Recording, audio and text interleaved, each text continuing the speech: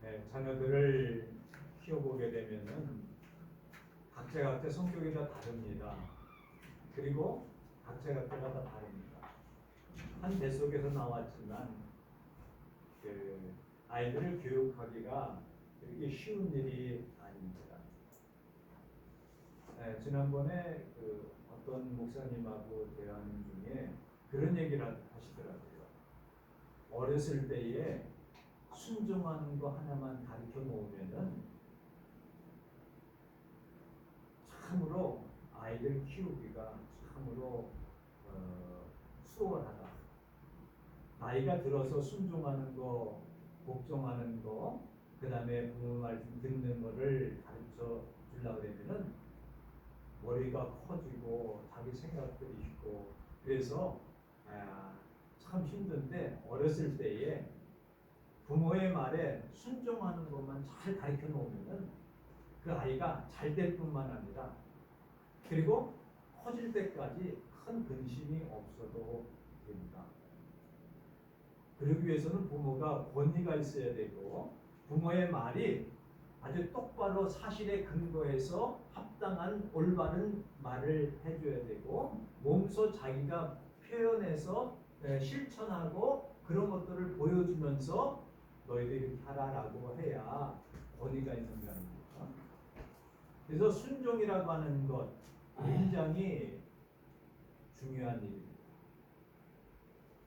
우리가 자녀들이 여러 명이 있어도 부모의 말이라고 하면은 이해하고 순종하는 아이들에게 더 정이 가고 더 사랑스럽게 여겨지게 됩니다. 물론 각자의 개성이 있고 생각하는 것이 다를 수가 있습니다만 내 생각이 좀 다르더라도 부모가 하시는 말씀이기 때문에 그러고 난 다음에 나는 이렇게 생각하는데요 라고 얘기할 수 있지 않습니까? 근데 무조건 이렇게 하라 하고 얘기하면 싫어요, 안 돼요, 못해요, 관둬요 이렇게 하다 보면은 굉장히 거리감이 있고 또한 부모로서의 상실감이 있습니다.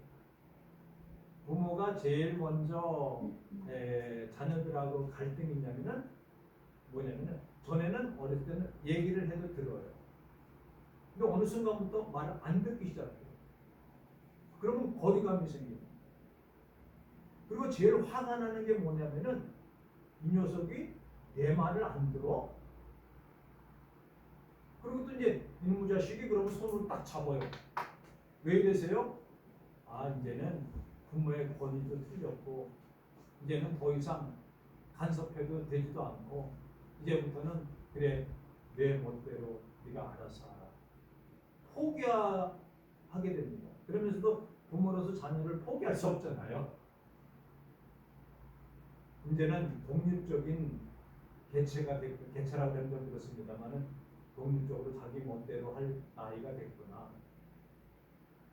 아이들이 키워보면 이렇게 이리와 그럴 때 딱 안길 때에 포근한 맛이 있어요. 부드러운 맛이 있어. 근데 조금 크면은 뭐 중등학교 한 5, 6학년들 이렇게 뻗팅기잖아요. 그럼 그때부터 이제는 놔줘야 될 때가 됐구나 할 정도로 이게 순종이라고 하는 것이 그만큼 중요해요. 그러니까 그거는 어렸을 때에 태어나서부터 아무것도 모르고 그럴 때부터 부모의 말을 잘 듣기만 하면 모든 것이 잘 되는구나. 순종이 그만큼 중요하다. 그러기 위해서는 부모가 먼저 본을 보여야 된다. 요즘은 그런 거 잘 안 보입니다만은 옛날에 이렇게 술집 같은 데 이렇게 보면은요, 거기에 이렇게 써 있는 것들이 있어요. 거기에 보면은 여자의 말을 잘 듣자 이렇게 써 있어요. 몰라 주인 아저씨가 여자 말 안 들어서 고생하는지 몰라도 여자의 말을 잘 듣자 이렇게 써 있는. 그러니까 여자 말 잘 들어서 손해보는 법이 없다는 거예요. 엄마 말 잘 들어서 손해본 경험이 있습니까? 아버지 말 잘 들어서 내가 큰 손해봤다 라는 경험들이 있습니까? 있어요, 없어요? 반응이 있어야지 설교를 해야지. 대부분 없을 거예요. 선생님 말 잘 들어서 순종해서 아주 못되게 된 적이 있습니까? 별로 없어요. 목사 말 잘 들어서 손해 많이 봤어. 아우 그냥 손해 본 것도 있겠지요. 사랑하라. 얻어맞을지언정 때리지 말라. 목사님들 그렇게 설교하잖아요. 얻어맞고 나서 손해 많이 본 것 같아요. 근데 나중에 보면은 큰 이익이 돼요. 이 순종이라고 하는 것이 그만큼 중요합니다. 이제 본문으로 돌아가서 이스라엘 백성들이 어땠냐면은 하나님의 말씀을 잘 안 들었어요. 다 듣지도 않았어요. 그리고 하나님을 우습게 알았어요. 하나님에 대해서 믿는다고 하면서도 믿지도 않았어요. 하나님에 대해서 자기들이 최고라고 하면서도 따르지 않았어요. 그래서 성경에 보면은 이스라엘로 하여금 하나님의 말씀을 전해주었고 그 말씀을 받아들였고 자기들이 최고라고 생각했고 우리만이 하나님의 백성이라고 생각하고 우리만이 거룩한 하나님의 자녀라고 생각했지만 실상으로는 하나님의 말씀을 순종하지 않았어요. 그리고 거역했어요. 그리고 반항했어요. 그리고 하나님께 대들었어요. 하나님의 말씀에 대해서 아주 우습게 알게 되어졌어요. 그런 이스라엘의 현신들을 보면서 하나님께서 너희들 중에 하나님의 말씀을 듣지 않는 것들이 너무나 많이 있다 라고 이야기를 합니다. 오늘 본문의 말씀을 보시고요. 그러나 16절이요. 그들이 다 복음에 순종하지 아니하였더라. 이렇게 얘기했습니다. 이 순종이 그만큼 중요하다라고 하는데도 이스라엘 백성들은 하나님 말씀에 순종하지 않았다.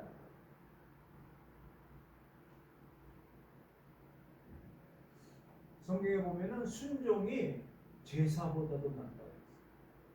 하나님의 말씀을 듣는 것이 어떤 우양과 기름을 하나님 앞에 제사 드리는 것보다 훨씬 더 낫다. 더 위치가 높다라고 하는 거죠. 왜?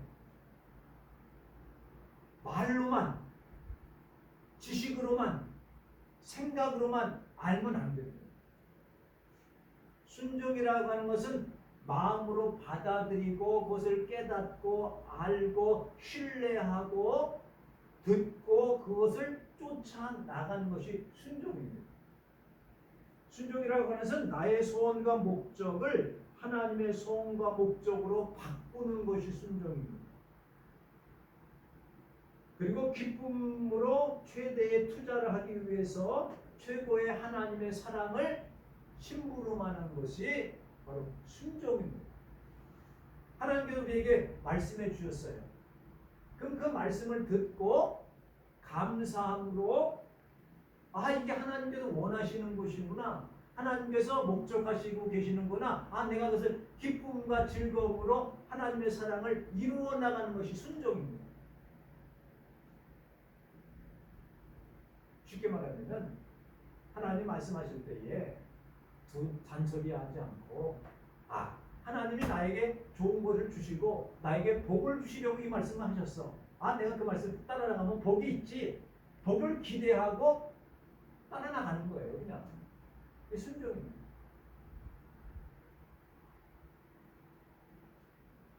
이 순종은요 어느 때 오냐라고 할 때에 하나님의 영감과 진리에 피동될 때 비로소 순종이 됩니다. 다른 말로 하면 내가 순종해 내가 그 말 듣고 따라야 돼. 그래서 되는 게 아니에요. 그럼 순종이 어떻게 되느냐? 하나님의 영이 내 속에 임하셔서 진리가 나를 감동하게 돼서 이게 참이로구나 진리로구나 이것이 내 마음에 감동되어질 때에 그냥 저절로 따라가는 거예요. 이게 순종이에요. 거역적 순종이라고 하는 것은 어떤 걸 하냐면은 내 소원과 내 목적을 내가 알고 내가 그걸 추구를 하려고 그래요. 근데 억지로 이 몸뚱아리만 따라가는 거예요. 그건 순종 중에서도 거역적 순종이다. 그거라도 하면 어떻습니까? 그걸 하면 얼마나 그래도 괜찮습니까? 반항하는 거, 거역하는 거 그건 낫죠. 다른 말로 하면 내가 하기 싫어. 근데도 억지로 하는 것. 이걸 거역적 순종입니다. 마음의 감동에 대해서 진실로 그 말씀에 옳고 그르기 때문에 따라 나가는 것이 아니라 내 욕심을 가득 찼지만 억지로 따릅니다. 그래도 거역하는 것은 조금 낫죠. 근데 그 자세보다는 이왕 순종하고 마음에 성령의 감동함을 받았습니다. 기쁨과 즐거움으로 하나님의 사랑을 내가 이루어 나가는 겁니다. 하나님의 소원을 내가 기쁨으로 참여한다. 이게 바로 순종이라고 하는 겁니다. 그러면은 이 순종은요 하나님의 성품입니다. 다른 말로 하면은 은혜를 받은 사람만이 순종할 수가 있어요. 그래서 교회에서 순종하시오 말도 안 들으면 이게 이래서 되는 게 아니에요. 하나님의 은혜가 임하게 되면 저절로 순종하게 되죠. 하나님의 사랑을 느끼게 되면 저절로 따라 나가게 되죠. 그런데 집에서도 아이들한테 야 이거 이렇게 해. 근데 하기가 싫어. 아버지가 시키는 것이 좀 못마땅해. 관계도 별로 안 좋아. 네? 근데 이렇게 해 그러면 안 해요. 왜? 하기 싫으니까. 단순히 하기 싫으니까. 막 강요를 해. 해. 이렇게 저렇게 계속해서 얘기를 해. 안 해요. 손발이 안 떨어져요. 기분 나쁘고. 사랑이 별로니까. 왜? 하고 싶은 마음이 들도록 해야 될 거 아닙니까? 일을 시키더라도 해. 그럼 어떻게 했냐? 한번 해주시겠습니까? 그거 해주시면 내 마음이 굉장히 기쁘고 즐거울 텐데 그럼요 하지 말라고 그래도 해요. 왜? 똑같은 얘기라도 억지로 시키는 거하고 자기 마음에 하게끔 기쁨과 즐거움으로 하게끔 하는 거하고 순종의 차이가 다를 거 아니에요? 교회에서도 이거 이렇게 하세요. 저렇게 하세요. 그럼 뭐라고 그랬잖아요? 그럼 목사님 하세요. 시키는 사람이 했어요. 이럴 거예요. 근데 마음에 내가 은혜를 받았어. 이렇게 해주세요. 얘기 안 해도 즐거움으로 내가 그거 하겠습니다. 자원해서 하게 되잖아요. 이게 바로 진정한 순종이에요. 그러니까 이거는 하나님의 성품을 내 속에 품어야 순종이 되는 거예요.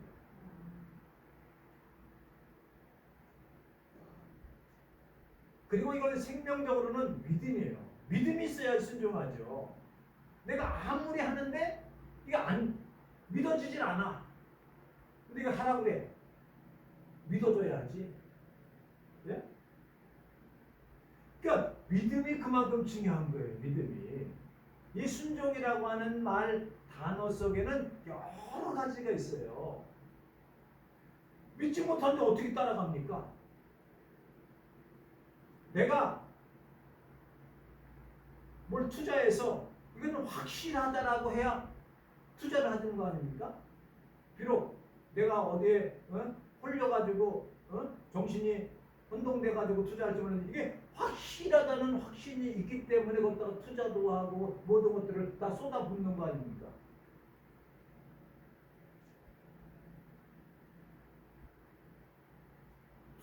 이제 주식 같은 거 하잖아요. 코인 투자하는 거잖아요. 그러면 이 주가가 이 코인이 오를 거라고 하는 확신이 있어야 몇백억씩 몇십억씩 투자를 해요. 확신이 없으면은 2, 3천 원 투자를 되나 안 되나? 네? 한 주, 두 주 사봐요. 이게 진짜인 것 같잖아요. 근데 확신이 있으면은 다 투자해. 왜? 믿음이 있으니까.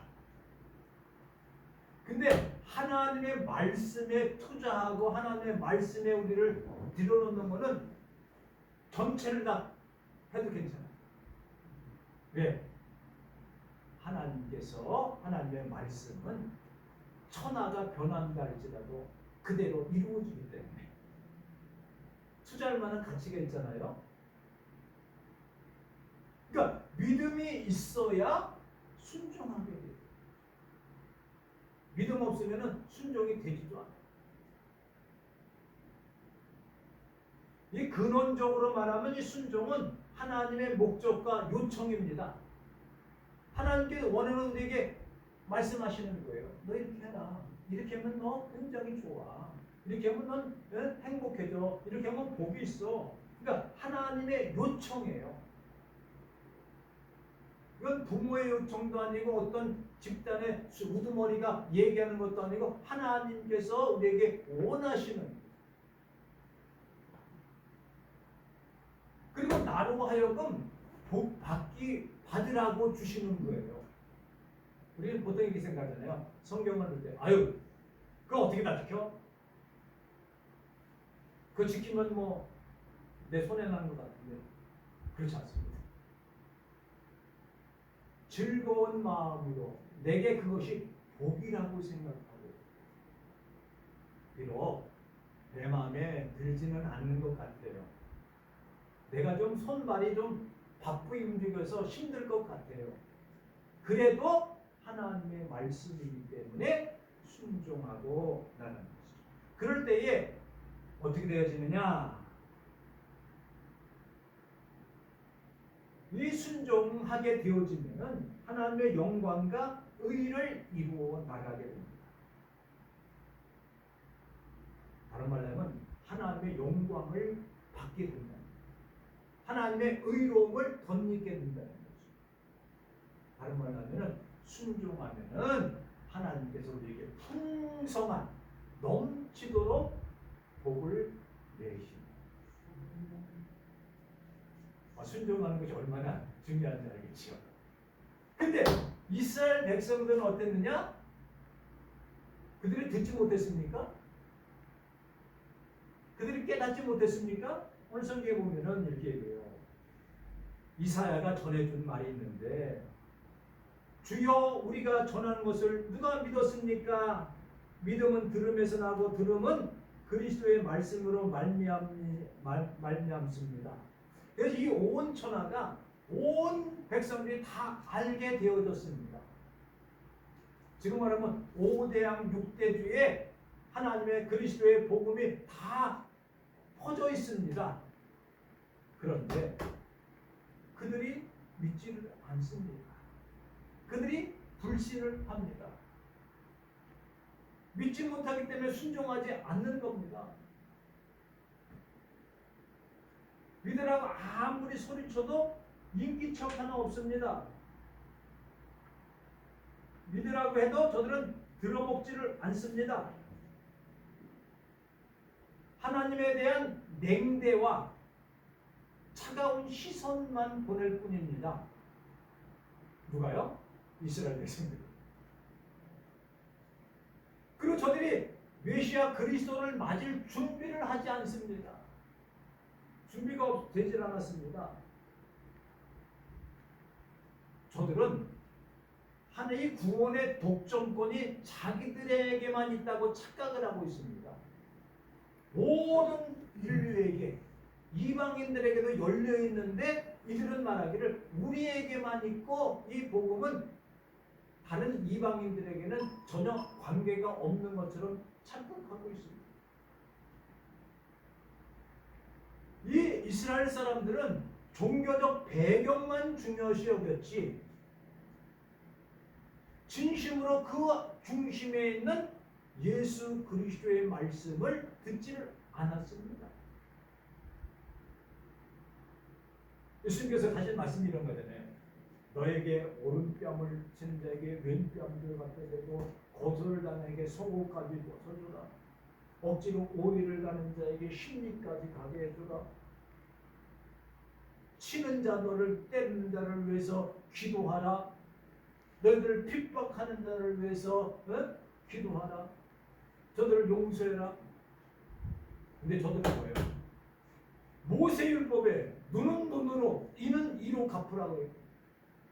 저 전에 내 눈을 한 대쯤 나도 너 가서 때리는 게 모세율법인데 이것이 종교적 배경인데 우리는 종교 이 유대 종교에 대한 것들을 주장하고 그러다 보니까 뭐예요? 그리스도의 말씀에 순종하는 뭐 어떤 거요? 하나님의 말씀보다 그리스도의 말씀보다 율법을 더 중요시합니다. 신앙의 마음의 중심보다는 어떤 예식을 중요시 여겨요.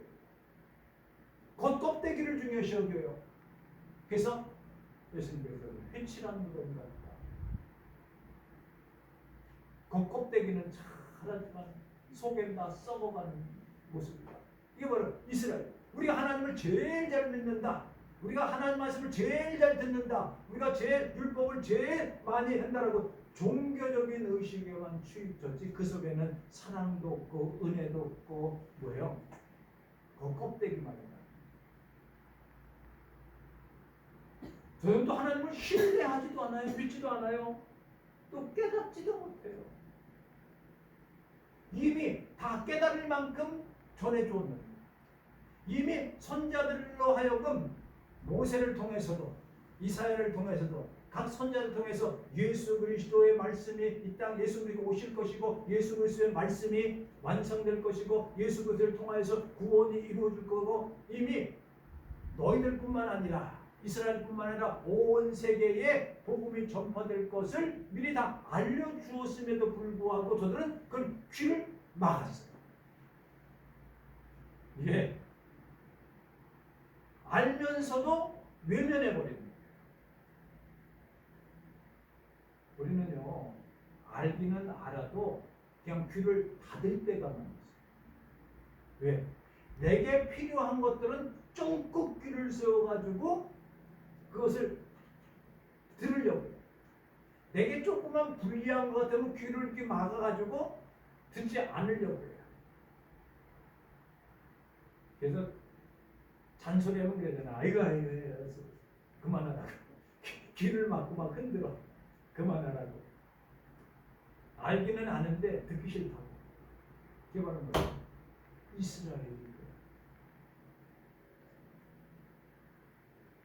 혹시 우리는 그렇지 않습니까? 근데 성경에 보니까 이렇게 얘기해요. 19절 보면은 모세가 한 말입니다. 내가 백성 아닌 자로서 너희를 시기하게 하며 미련한 백성으로서 너희를 노엽게 하리라. 그리고 이사야는 말하기를 내가 나를 찾지 아니한 자들에게 찾은 바 되고 내게 묻지도 아니한 자에게 나타났도다. 다른 말로 하면은 이 이스라엘 사람들이 생각하기에 하나님께 관심이 없는 사람 같은 이방인들, 또 가장 낮추어 보는 이방 사람들, 그리고 종교적으로 가장 낮다라고 하등하다고 생각하는 민족들, 또 저들이 하나님을 찾지도 않는 것 같은 민족들, 하나님께 묻지도 않는, 하나님께 관심도 없고 묻지도 않는 백성들. 그들에게 여기 성경대에 보면 어리석은 백성들, 하나님을 찾지도 않는 자들, 하나님께 묻지도 않는 자들, 그리고 미련한 백성들, 어리석은 백성들, 이스라엘 사람들이 볼 때에 그런 사람들에게 하나님께서 그들을 애정을 갖고 있다는 거예요. 애정을 갖고 있다는 거예요. 그들을 사랑한다는 거죠. 그들을 만나주겠다는 거예요. 그들을 부르시겠다는 거죠. 그들에게 찾아가시겠다는 거죠. 그들에게 복을 주시겠다는, 그들에게 구원을 주시겠다라는 예언의 말씀이 있습니다. 지금 우리는 한국 사람 아닙니까? 이 복음이 전파돼서 뭐 미국으로 갔다가 미국에 선교사들이 오고 뭐 중국으로 갔다 중국에서 선교사들이 오고 막 이래가지고 우리가 기독교가 한국에 정착되어지고 그 다음에 교회가 성장되어가지고 지금 한국 교회가 세계적으로 주목받는 교회가들이 되어버리잖아요. 전에는 생각할 수도 없었던 일이에요. 이스라엘 사람들 자기들만 구원하는 거예요. 이제 이 복음이 받아들여서 우리가 하나님을 언제 알기나 했습니까? 우리가 하나님 보고 우리에게 오라고 그랬습니까? 이스라엘 백성들이 우리는 어리석은 백성들이요. 그 다음에 종교적으로 하등한 샤머니즘이나 믿고 불교나 믿고 뭐 하등한 그런 종교를 갖고 있는 우리들에게 하나님께서 찾아오셔서 손을 내미셔서 구원의 손길을 베풀어. 이게 그냥 이루어진 게 아니라 벌써 모세 때부터 이사야 선지자로부터 예언된 말씀이 이루어져서 우리는 이제는 우리가 그런 거예요. 영적 이스라엘. 제가 어느 때 보면은 참 이상하게 생각하는 경우가 있었어요. 어떤 경우는 한국에서 이스라엘에 선교사를 보낸다. 거기서 선교 활동을 한다고 해. 아니 이스라엘이면은 예수님이 거기 탄생하신 곳이고 거기에는 토라 율법이 있는 곳이고 굉장히 우리가 어떻게 기독교가